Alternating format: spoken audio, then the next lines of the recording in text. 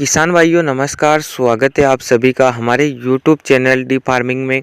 किसान भाइयों आज हम एक बार फिर से बात करेंगे मटर की खेती के ऊपर, यानी कि मटर की फसल जब 35 से 40 दिन की अवस्था में होती है उस समय हमें हमारी मटर की फसल में क्या करना चाहिए।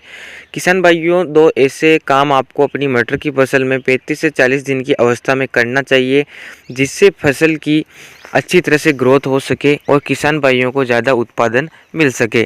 किसान भाइयों 35 से 40 दिन की अवस्था में मटर की फसल फूलावस्था में आ जाती है और कुछ पौधों पर फूल आना भी शुरू हो जाते हैं। अगर इस समय किसान भाई मटर की फसल को अच्छी तरह से ग्रोथ देते हैं तो उनकी फसल अच्छी तरह से विकसित होती है और उन्हें ज़्यादा उत्पादन देखने को मिलता है। तो इस वीडियो को आप पूरा ज़रूर देखें, इस वीडियो में आपको पूरी जानकारी मिल जाएगी। तो अंत तक बने रहे, वीडियो को लाइक कर दें। चैनल पर पहली बार आएँ तो नीचे लाल अक्षरों में सब्सक्राइब के बटन पर क्लिक कर पास में जो घंटी है उसे ज़रूर दबा लें ताकि आपको इसी प्रकार की वीडियो समय से देखने को मिलती रहे। किसान भाइयों जब हमारी मटर की फसल 35 से 40 दिन की अवस्था में होती है तो सबसे पहला आपको काम यही करना है कि उसमें मटर की फसल को आवश्यक तत्व उपलब्ध कराना है, क्योंकि जैसा कि मैंने आपको बताया कि 35 से 40 दिन की अवस्था में मटर की फसल में फूल आना स्टार्ट हो जाते हैं और यह फसल की प्राथमिक स्टेज में मानी जाती है। इस समय अगर हम फसल को आवश्यक तत्व उपलब्ध करा देते हैं तो हमें दोगुना फायदा देखने को मिलता है। तो खाद के रूप में बात करें तो इस समय आपको 45 किलोग्राम प्रति एकड़ की दर से यूरिया लेना है, प्लस इसके साथ आपको एमओपी यानी कि पोटास खाद 25 किलोग्राम प्रति एकड़ की दर से लेना है। अगर आपने बुआई के समय पोटास डाला है तो आप पोटास के स्थान पर 3 किलोग्राम सल्फर 90% वाले का उपयोग भी आप कर सकते हैं। किसान भाइयों इस समय सही पोषक तत्व अगर हमारी फसल को मिलेंगे तो फसल अच्छी तरह से ग्रोथ करने के साथ विकसित होगी और फूलों में फूलों का अच्छी तरह से विकास होगा। तो पहला काम आपको यही करना है कि सही पोषक तत्व अपनी फसल को उपलब्ध कराना है। दूसरे काम की बात करें तो दूसरा काम आपको करना है कि इल्ली नियंत्रण का स्प्रे।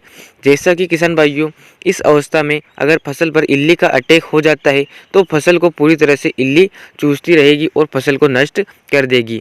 अगर इस स्टेज में किसान भाई अपनी मटर की फसल पर ज़्यादा ध्यान न दें तो जो हमारे फूलावस्था होती है उस समय से ही हमारी फसल पर इल्ली का प्रकोप हो जाता है और अंत तक काफ़ी ज़्यादा नुकसान इल्लियाँ हमारी फसल को कर देती है, क्योंकि इल्लियाँ लगातार फसल को काटती रहती हैं। और अगर बात करें इल्लियों की तो इल्लियाँ छोटी या बड़ी दोनों आकार में देखने को मिलती हैं, जिससे हम अगर फसल पर देखेंगे नहीं तो ये हमें आसानी से दिखाई भी नहीं देती है। तो ऐसे में अगर सही समय पर इसका स्प्रे ना किया जाए तो फसल को लगातार नुकसान पहुंचाती रहेगी। तो जब आपकी फसल 35 से 40 दिन की अवस्था में हो तो उस समय आपको इल्ली का स्प्रे भी कर लेना चाहिए। इल्ली स्प्रे की बात करें तो इसमें आप बायर कंपनी के लार्विन इंसेक्टिसाइड 200 ग्राम प्रति एकड़ में आप इसका स्प्रे कर सकते हैं।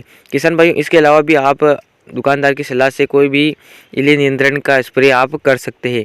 किसान भाइयों अगर ये दो जरूरी काम किसान भाई समय रहते कर लेते हैं तो उन्हें निश्चित ही अपनी मटर की फसल से बम्पर उत्पादन देखने को मिलता है, क्योंकि किसान भाइयों फूलावस्था के बाद जब मटर की फसल में फलियां बनती है तो उस समय फसल अच्छी तरह से ग्रोथ पर रहती है और इल्लियों का अटैक नहीं रहता है, जिससे क्या होता है कि फसल में दानों का विकास अच्छी तरह से होता है, फसल बिल्कुल हरी भरी रहती है और इसमें इल्लियों का अटैक ना होने से हमारी फसल को कोई नुकसान भी नहीं होता है।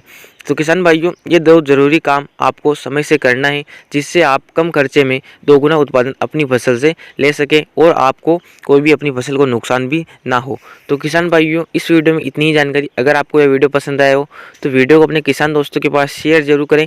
जो किसान भाई चैनल पर पहली बार आए चैनल को सब्सक्राइब कर ले इसी प्रकार की वीडियो हमारे चैनल पर देखने के लिए। तो चलिए।